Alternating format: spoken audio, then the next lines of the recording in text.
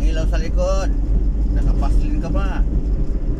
Malaman natin kung kamuti mo ito kabiyahedor, kung makinig to sa busina natin. Ayaw talaga. Kaya mag counter flow lang tayo, mag-overtake. Ganito talaga mga kamuti kabiyahedor, walang pakiba.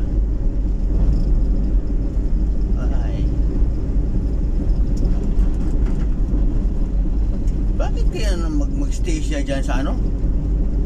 Dyan sa paslin?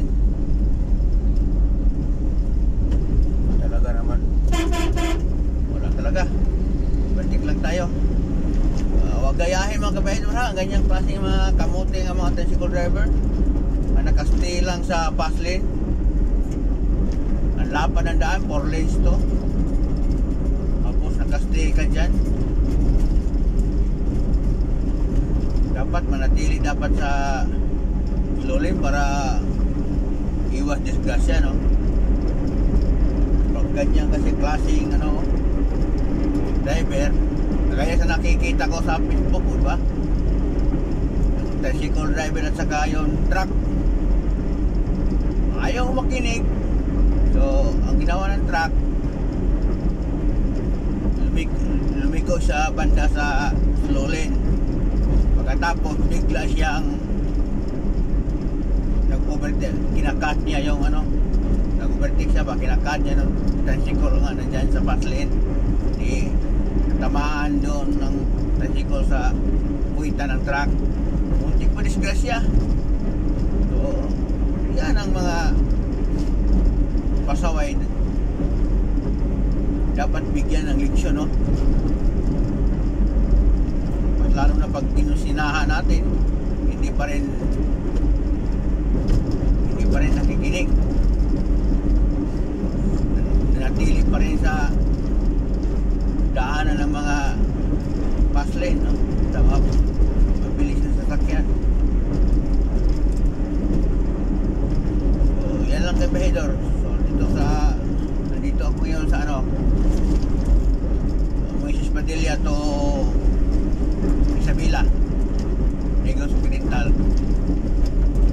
So, alas 4 na ng madaling araw, nag-video na naman ng biyahedor. Alas 3 pa, video na. Grabe. Walang magawa kasi walang malipas oras. Ito na lang talaga.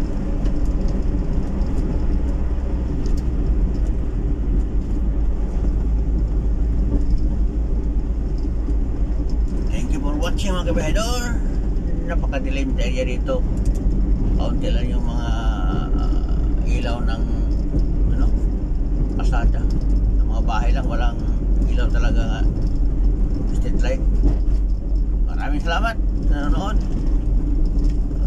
Take note ang mga kamote, dapat mag-ingat tayo.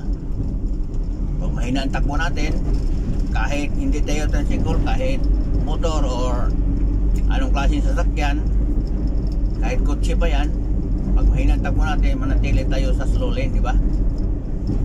Huwag tayong gagaya sa mga truck, kahit mahina ang takbo niya, nasa gitna pa rin siya, kasi natural lang talaga sa mga truck malalaki nga nasa gitna ng palagi, kasi malaki sila. Kasi pag sa slow lane sila magstay, kahit mahina ang takbo nila, delikado sumasabit sa kawad yung mga truck na yan, no? Mga kahoy o ano pa.